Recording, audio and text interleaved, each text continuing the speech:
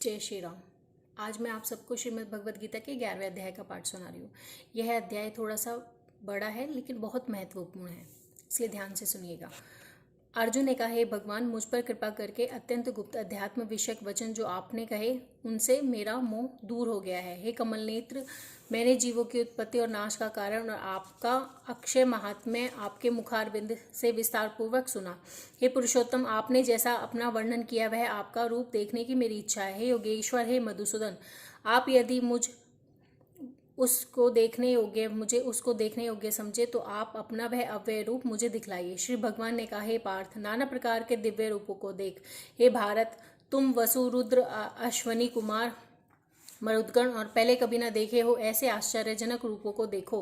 हे गुड़ाकेश, चराचर सहित यह जगत देखो और जो कुछ देखना चाहो वह मेरी देह में देख लो, परंतु इन नेत्रों से तुम मुझे देख नहीं सकोगे, इसलिए मैं तुम्हें दिव्य नेत्र देता हूँ, उनसे मेरा दिव्य रूप देखो। संजय ने धृतराष्ट्र से कहा कि हे राजन, इस प्रकार श्री कृष्ण जी ने अर्जुन से कहा और उसको दिव्य दृष्टि देकर अपना लौकिक रूप दिखाया।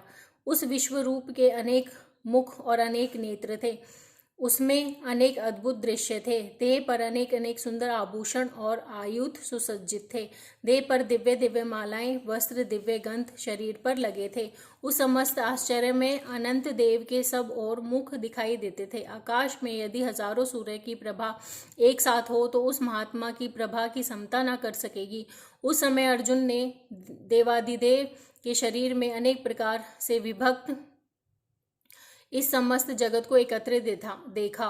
तब अर्जुन आश्चर्य से चकित हो गया, उसका शरीर रोमांचित हो गया। उन्होंने शीश नवाकर हाथ जोड़कर कहा, हे देव, तुम्हारी देव में सब देव, भिन्न भिन्न प्राणियों के समुदाय, कमलासन पर बैठे हुए देवताओं के ईश, ब्रह्मा, संपूर्ण ऋषि और दिव्य सर्पों को मैं देखता हूँ।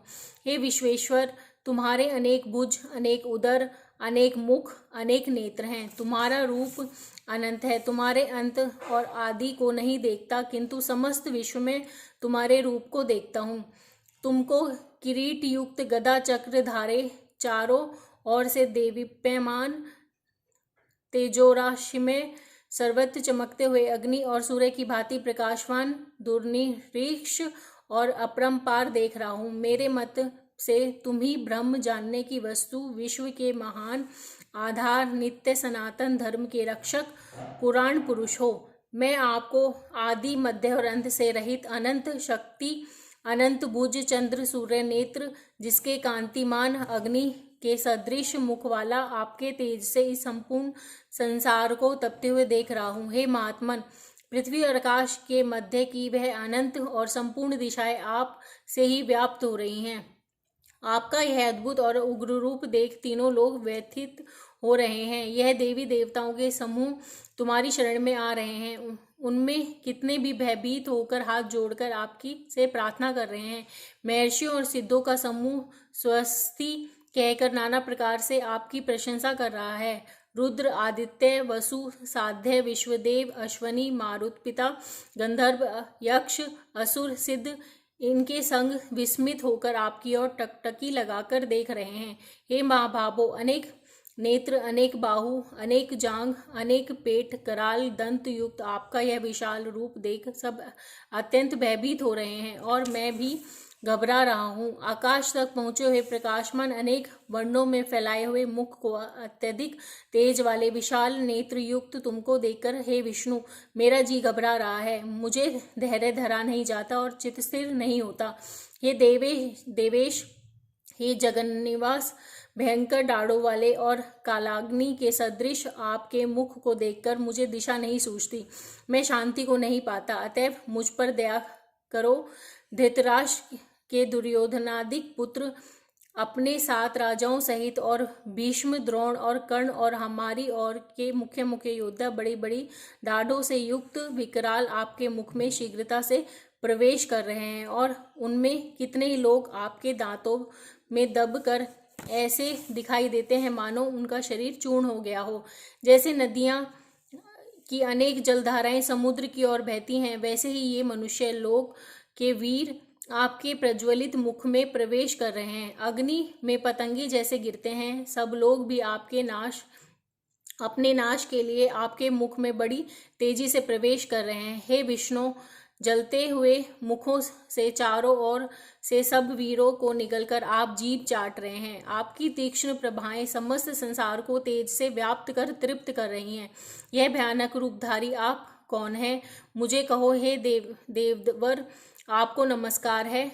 मुझ पर प्रसन्न हो। हे जगतकर्ता आदि पुरुष, आपको जानने की मैं इच्छा रखता हूँ, क्योंकि आपकी यह प्रवृत्ति मेरी समझ में नहीं आती। श्री भगवान बोले, संसार का नाश करने वाला मैं उग्र काल हूँ, समस्त जनों का संहार करने के लिए आया हूँ। तुम्हारे युद्ध न करने पर भी ये वीर जीवित न रह सकेंगे, जो भी योद्धा इस महाभारत युद्ध की सेना में उपस्थित हैं। अतएव तुम उठो, शत्रुओं का संहार कर यश को लेकर इस समृद्धशाली राज्य का भोग करो। हे सव्यसाचिन, उनको मैंने पहले ही मार रखा है, तुम केवल निमित्त मात्र हो जाओ।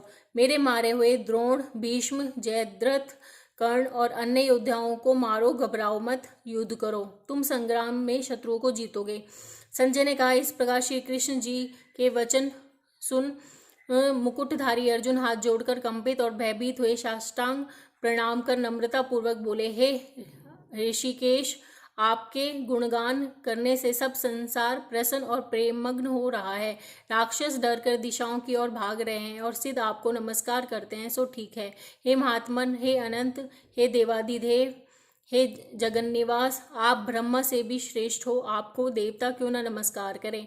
व्यक्त भी आप हो और अव्यक्त भी आप हो, तथा इन दोनों से परे अक्षर भी आप हो। हे अनंत रूप, आप आदिदेव हो, विश्व के परम आधार हो, ज्ञाता और श्रेय हो।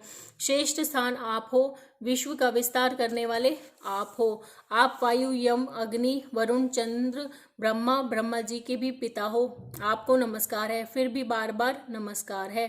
हे सर्वस्वरूप, आप अनंत वीर्यवान तथा अतुल पराक्रमी हो। आप जगत में व्याप्त हो, इसलिए आपके स्वरूप को, आपकी महिमा को न जानकर मैंने तुमको अपना मित्र मानकर हे कृष्ण, हे सखा, ऐसा जो तिरस्कार से कहा सो प्रमाद से अथवा स्नेह से, हे अच्युत विश्वरूप, तुमसे इन बोलो कि मैं क्षमा मांगता हूँ, जो कि परिहास से विहार, सोने बैठने और भोजन के समय अकेले अथवा मित्रों के मध्य में तुम्हारा अपमान किया है।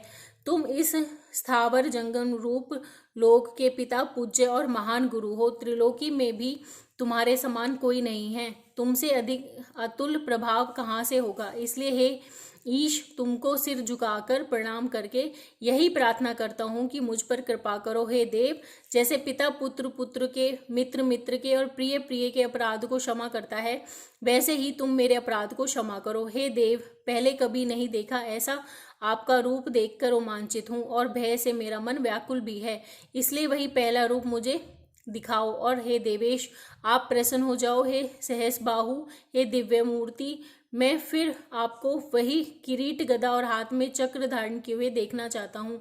श्री कृष्ण भगवान ने कहा कि हे अर्जुन, मैंने प्रसन्न होकर यह तेजो में अनंत, आद्य और विश्वरूप अपने योग के प्रभाव से तुमको दिखलाया है, जिसको तुम्हारे अतिरिक्त इससे पहले किसी ने नहीं देखा था।